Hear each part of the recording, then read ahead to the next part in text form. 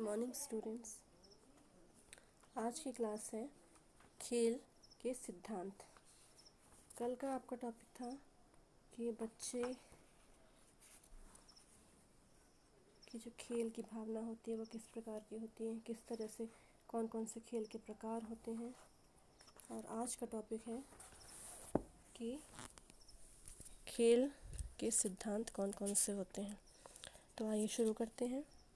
लेकिन class start करने से पहले मैं सबसे ये कहना चाहती हूँ कि जितने भी बच्चे हैं ये वीडियो देख रहे हैं, प्लीज़ ये चैनल सब्सक्राइब कर लें और ज़्यादा से ज़्यादा वीडियो को लाइक करें, शेयर करें अपने दोस्तों में, क्योंकि ये और आपके दोस्तों के लिए भी और बाकी स्टूडेंट्स के लिए काफ़ी बेनिफिशियल रहेगा।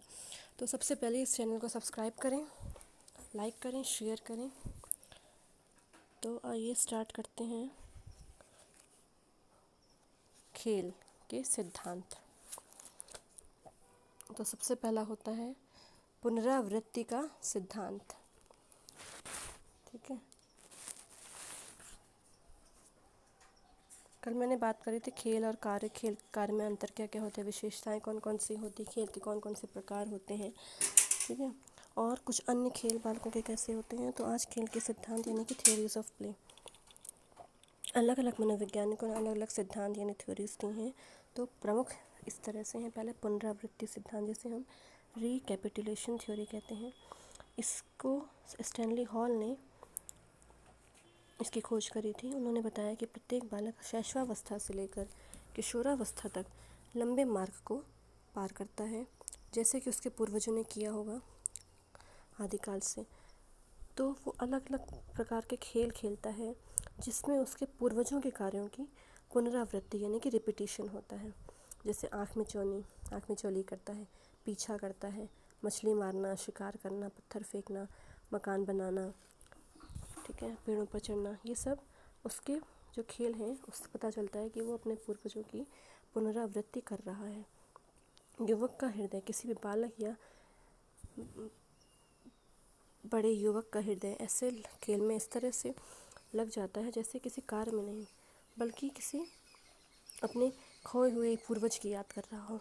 ठीक है, फिर है नेक्स्ट अतिरिक्त शक्ति सिद्धांत यानी सरप्लस एनर्जी थ्योरी। इसके विचार दिए थे जर्मनी के प्रसिद्ध विद्वान शिलर एवं स्पेंसर ने। इन्होंने ये बताया कि कार्य करने के बाद बालक की जितनी भी एनर्जी बची रहती है उसको वह खेल में उपयोग करता है। जो बालक कार्य नहीं करते उनकी शक्ति खेल में ही खर्च होती है।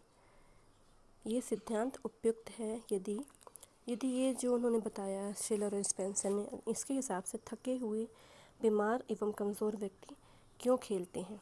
ठीक है, मतलब ये सिद्धांत को दूसरे मनोवैज्ञानिकों ने गलत साबित कर दिया कि अगर कोई भी स्वस्थ व्यक्ति ही खेलता है तो बीमार, थके हुए, कमज़ोर व्यक्ति क्यों खेलते हैं, क्योंकि उनमें तो आवश्यकता से अधिक शक्ति होती ही नहीं है। फिर है पूर्वाभिनय सिद्धांत यानी एंटीसिपेटरी थ्योरी। इसका प्रतिपादन किया मेलब्रेंच एवं कार्ल ब्रूस ने, और उन्होंने बताया कि बालक जो भी कार्य करता है उसकी तैयारी वो, जब बालक युवक बन जाता है, ठीक है, उसकी अवस्था बदल जाती है, युवावस्था में आ जाता है, तो पहले से ही बचपन से ही वो खेल की तैयारी शुरू कर देता है। पुनः प्राप्ति यानी रिक्रिएटिव थ्योरी, पुनः प्राप्ति का सिद्धांत। इस सिद्धांत को लेजारस ने प्रतिपादित किया और इसी का सिद्धांत का समर्थन इंग्लैंड के शिक्षा शास्त्री लॉर्ड केम्स और GTW पैट्रिक ने भी किया। इनका विचार है इस सिद्धांत के हिसाब से कार्य करते करते जो भी शक्ति नष्ट होती है उसको दोबारा से प्राप्त करने के लिए खेल खेला जाता है। अगर हम इस सिद्धांत को मान लें, ये मान लेते इस बात को कि अगर, तो एक प्रश्न का उत्तर ये आता है दिमाग में कि बालक बिना कार्य किए हुए दिन भर क्यों खेलते हैं। ठीक है, अगर कार्य करते करते जो भी शक्ति नष्ट हो जाती है उसको दोबारा से प्राप्त करने के लिए बालक खेल खेलते हैं, तो जो कोई भी कार्य नहीं करते हैं वो क्यों खेलते हैं। ठीक है, फिर नेक्स्ट है रेचक का सिद्धांत यानी कैथार्टिक थ्योरी। इसका प्रयोग रेचक शब्द का सबसे पहले प्रयोग किसने किया? अरस्तु नामक दार्शनिक ने किया। रेचक का अर्थ होता है शुद्ध करना। इस दृष्टिकोण से खेल में बालक की पार्श्विक प्रवृत्तियाँ, ठीक है, यानी कि पैशाचिक प्रवृत्तियाँ, बुरी प्रवृत्तियाँ उसकी आत्मा से बाहर निकल जाती हैं। इस सिद्धांत के संबंध में रास ने लिखा है कि खेल अपनी क्रिया में रेचक यानी कि शुद्ध है। इसलिए अर्थात इसका मतलब यह है कि जितनी भी मूल प्रवृत्तियाँ जो उसकी विकास में बाधक होती हैं वो खेल के द्वारा उनको बाहर करता है।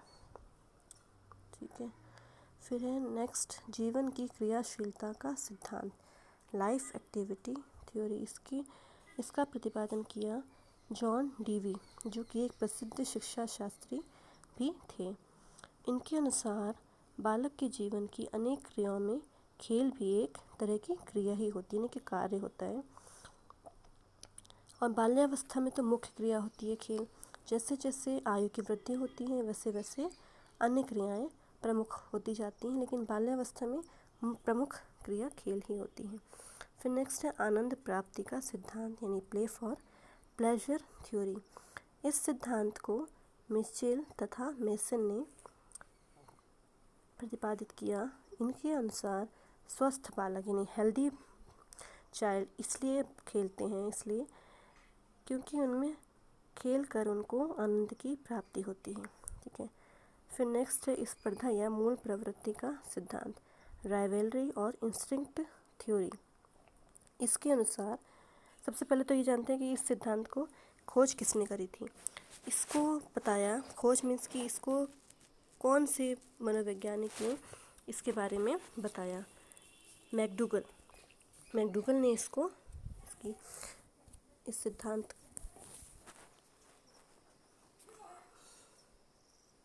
का विचार दिया। उन्होंने बताया कि बालक दूसरों की अपेक्षा खुद को श्रेष्ठ सिद्ध करने के लिए खेल खेलता है। मतलब वो खेल इसलिए खेलता है ताकि दूसरों मतलब अपने बड़े समाज के सामने, अपने पेरेंट्स के सामने या किसी को इम्प्रेस करने के लिए टीचर्स के सामने वो श्रेष्ठ सिद्ध हो दूसरे बच्चों से, इसलिए वो खेल खेलता है। स्पर्धा, कंपटीशन की भावना की वजह से वो खेल खेलता है। फिर है मनोविश्लेषणात्मक सिद्धांत, यानी साइको एनालिटिक थ्योरी। इसका प्रतिपादन किया था अन्ना फ्रॉयड तथा मेलन क्यून ने। इनके अनुसार बालक खेलों में अपने अचेतन मन की दमित इच्छाओं की पूर्ति करते हैं। इसका मतलब है कि जो भी भावनाएं वो पहले अपने व्यक्त नहीं कर सकते हैं, बोल नहीं पाते हैं, या कुछ ऐसी इच्छाएं होती हैं जो उनकी पूरी नहीं हो पाती हैं, तो उनकी पूर्ति वो कैसे करते हैं? खेल के द्वारा। ठीक है, सोई हुई सुप्त इच्छाओं को जगाने के लिए वो खेल खेलते हैं। इस तरह की खेल क्रियाओं में अलग अलग जो खेल क्रियाएं होती हैं उसके द्वारा बालक अपने मन के दोष, प्रेम, घृणा, ईर्ष्या, ये जो जितने भी इमोशंस हैं, लव, हार्ट, जेलसी, इनको खेल के ज़रिए व्यक्त करते हैं, खेल के ज़रिए बताते हैं। लेकिन ये सिद्धांत पूरा नहीं है। बालक जन्म के थोड़े दिन के बाद से ही किसी न किसी रूप में खेलने लगता है। उस समय दमित हुई इच्छाओं का प्रश्न ही नहीं उठता है। तो इन सब सिद्धांतों के आधार पर यह निष्कर्ष निकलता है कि कोई सिद्धांत ऐसा नहीं जो खेल की पूर्ण रूप से व्याख्या कर सके। ठीक है, समस्त सिद्धांतों का समन्वय कर खेल की पूर्ण व्याख्या की जाए ऐसा हो ही नहीं सकता, लेकिन इसकी आवश्यकता है। जितने भी सिद्धांत हैं उसके हिसाब से तो अभी तक खेल की पूर्ण व्याख्या नहीं हो सकी है, लेकिन इस आवश्यकता है ऐसी सिचुएशंस की, ऐसी कंडीशंस की खेल की पूरी तरह से एक्सप्लेनेशन किया जाए। ठीक है, तो ये थे आपके सिद्धांत। आज के लिए बस इतना ही। अब कल बालकों में जितनी भी खेल की विशेषताएं होती हैं, कौन कौन से प्रभावित करने वाले तत्व होते हैं खेलों को, इसके बारे में कल की क्लास होगी। Thank you. जितने भी स्टूडेंट्स मेरा ये वीडियो देख रहे हैं, please subscribe it, like it and share it to others. Thank you.